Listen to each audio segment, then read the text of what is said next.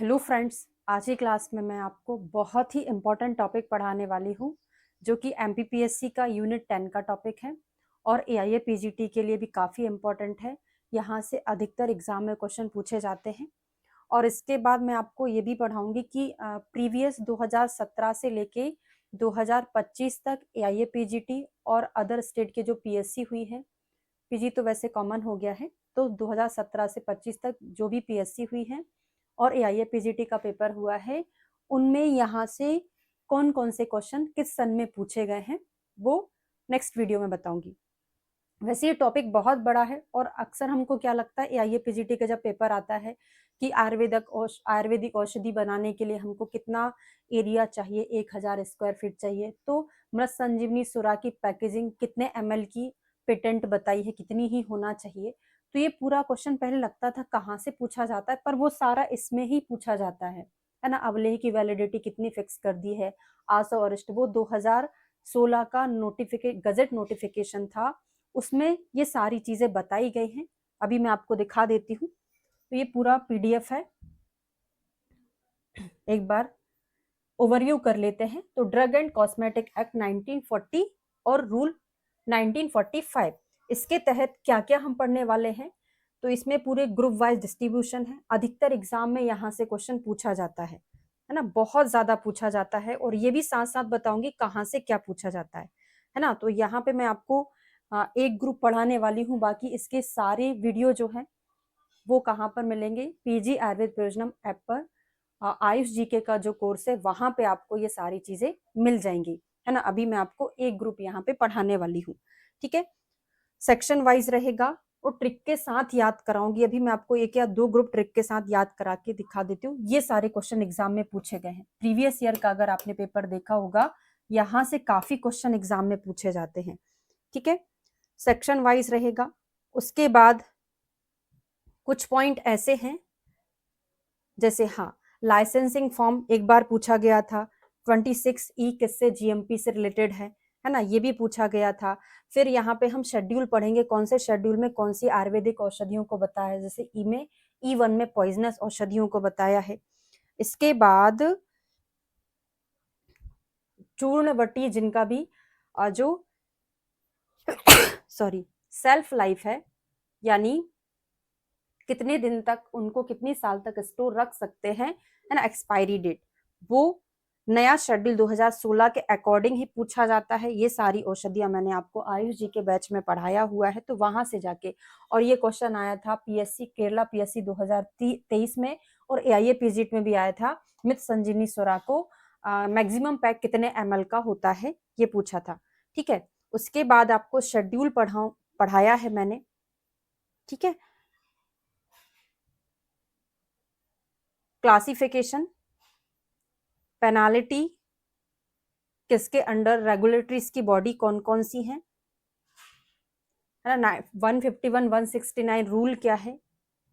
तो यहां से काफी क्वेश्चन एग्जाम में पूछे जाते हैं। शेड्यूल टी से अधिकतर क्वेश्चन ये पूछा गया था, 1000 स्क्वायर फीट एरिया किस कौन सी औषधि के लिए होता है, तो यहाँ पे सारे एरिया भी है ना, क्योंकि पहले, और यहाँ पे जो पूछे गए क्वेश्चन है वो भी, और अलग से मैं बताऊंगी, यहाँ पे लिखा है कि कौन से एग्जाम में कौन सा क्वेश्चन पूछा गया था, है ना। ये मैंने पूरा प्रीवियस ईयर के क्वेश्चन पेपर से निकाला हुआ है। तो चलिए शुरू करते हैं। तो सबसे पहले तो ड्रग एंड कॉस्मेटिक एक्ट जो है वो कब आया था, तो पहला ही क्वेश्चन यहाँ से बनता है, 1940 में ड्रग एंड कॉस्मेटिक एक्ट आया। तो कोई भी रूल जब बनता है उसके पहले एक्ट आता है, तो 40 में एक्ट आया था, 45 में क्या हुआ था, रूल बना था। तो सिंपल क्वेश्चन टॉपिक से ही पूछ लिया जाता है, एक्ट कब आया और रूल कब बना, ठीक है। एएसयू ड्रग्स के लिए है ये पूरा, आयुर्वेदा सिद्धा और यू फॉर यूनानी ड्रग्स के लिए आता है। तो ड्रग एंड कॉस्मेटिक एक्ट 1940 में एएसयू आयुर्वेदिक सिद्धा यूनानी ड्रग के लिए चैप्टर 4th ए के सेक्शन 33A 33O तक स्पेसिफिकली डिजाइन किया गया है। अब आपसे यहां से क्या क्वेश्चन बन सकता है, हमने ये तो पढ़ा था 1940 जो एक्ट आया उसके तहत आयुर्वेदिक औषधियों को किस चैप्टर के अंतर्गत रखा है, तो चैप्टर 4th ए के अंतर्गत रखा गया है। 4th में भी ए होना चाहिए, क्योंकि 4th जो होता है सिंपल, वो हमारी एएसयू ड्रग पर लागू नहीं होता, वो किस पर होता है, वो एलोपैथिक पर लागू होता है। ऐसा किस सेक्शन में वर्णित है वो हम आगे जाके सेक्शन पढ़ेंगे। समझ आ रहा है?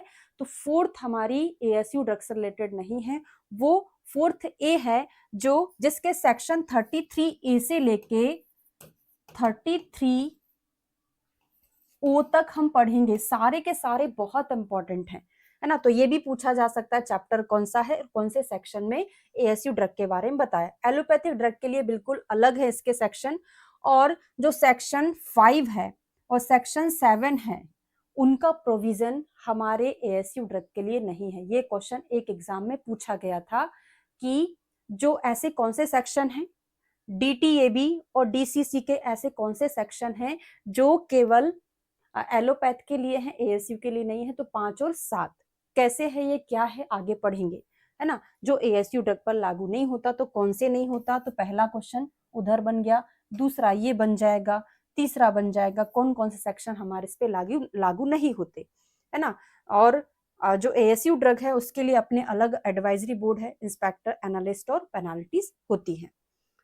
तो अलग अलग सेक्शन चैप्टर नंबर 4 ए में पूरा एएसयू ड्रग का प्रोविजन है, ठीक है।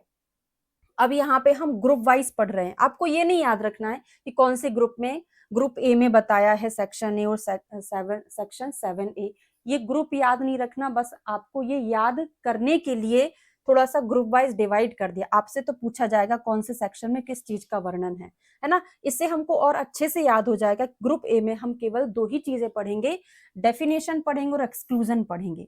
यानी पहले शुरुआत जब हम करते हैं 33A से 33O तक है, तो 33A से ही शुरुआत करेंगे। ए सबसे पहले हम क्या पढ़ते हैं, जो हमारी इंग्लिश में जो लेटर्स आते हैं ए पढ़ते हैं। तो सबसे पहले क्या होगा, परिभाषा होगी किसी चीज की। तो यहाँ पे हम क्या करेंगे, परिभाषा देंगे, डेफिनेशन देंगे, है ना। और 7A में अभी मैंने आपको बताया कि जो एएसयू ड्रग है उसमें 7 और 5 सेक्शन लागू नहीं होता।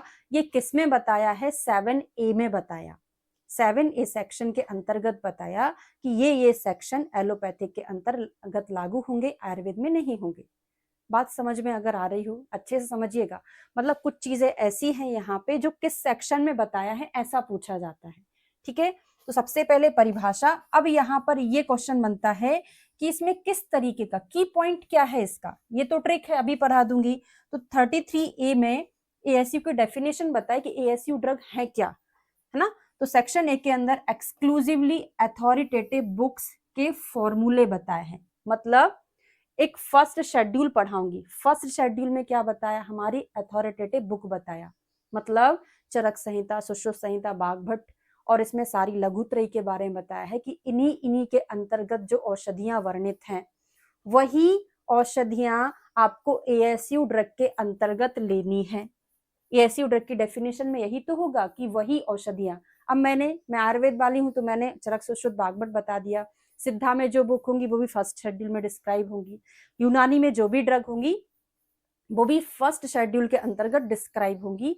ऐसा फर्स्ट शेड्यूल में जो जो औषधियां बताई हैं एएसयू की, केवल वही औषधियां एएसयू ड्रग के अंतर्गत आती हैं, ठीक है ना। तो आ गया।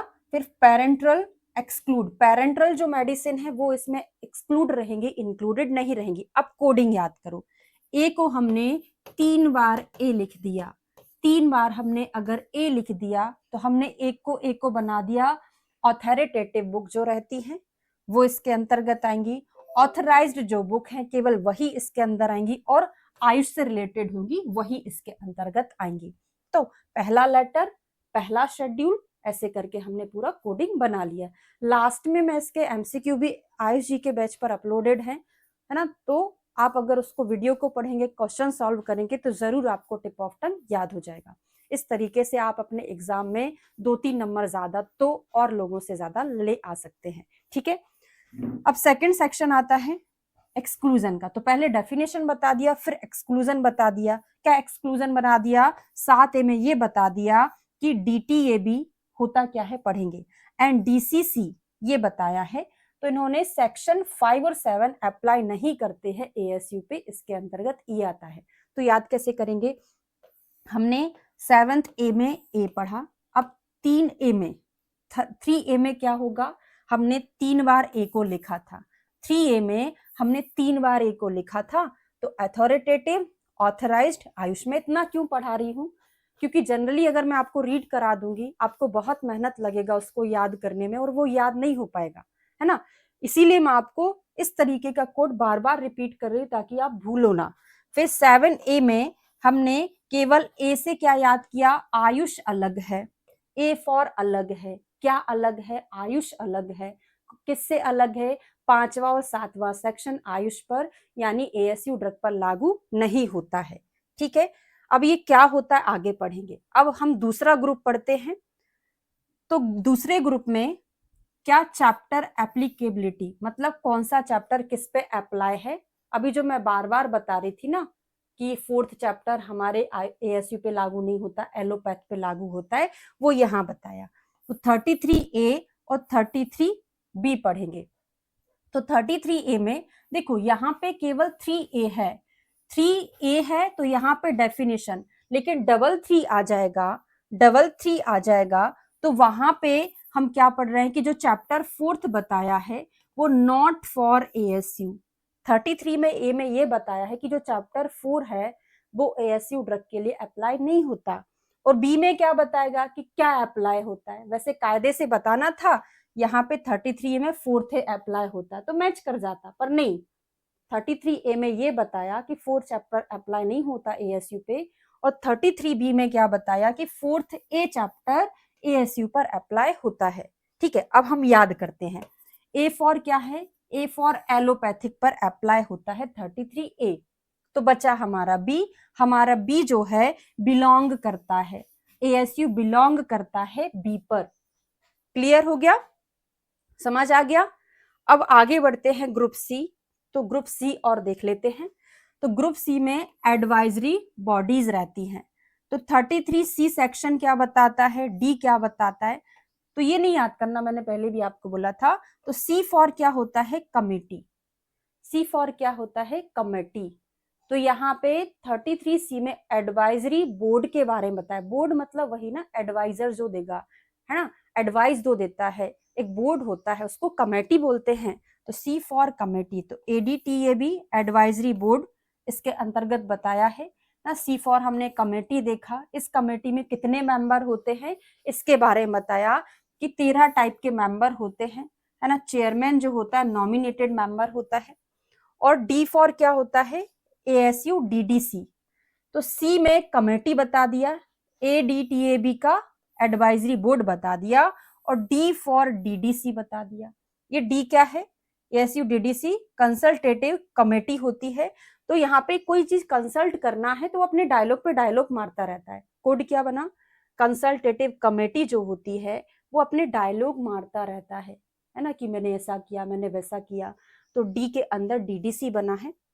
इसमें क्या होता है, 2 सेंट्रल और एक पर स्टेट का होता है, जो कमेटी होता है 2 सेंट्रल के लेवल के हेड होते हैं, और एक पर स्टेट का होता है, यूनिफॉर्मिटी पर्पस के लिए बनाया गया है, ठीक है। तो ये मैंने आपको 3 सेक्शन पढ़ा दिए हैं, उम्मीद है आपको याद हुआ होगा, कमेंट करके बताइए। और बाकी का जो पूरा जो मैंने PDF दिखाया था आपको PG आयुर्वेद प्रयोजनम ऐप पर मिलेगा, डाउनलोड करें वहां से, आयुष जी के बैच में आपको मिल जाएगा, सारा वीडियो भी मिल जाएंगे, और सिंपल है, बहुत ज्यादा कठिन नहीं है ना। आप A फॉर AAA लिख लेना, ऑथराइज्ड बुक हो जाएगा, है ना। केवल एलोपैथ के लिए है, आयुर्वेद अलग है इससे, है ना, तो आयुष अलग है, ऐसे कोड बना लिया था। यहाँ पे भी A फॉर एलोपैथ के लिए है 4th है ना। B में जो है 4th बिलोंग करता है, आयुष बिलोंग करता है, ठीक है। तो इस तरीके से आपको चीजें याद हो जाएगी। Okay, thank you so much. Video अगर अच्छा लगा हो तो लाइक जरूर करिएगा। Thank you.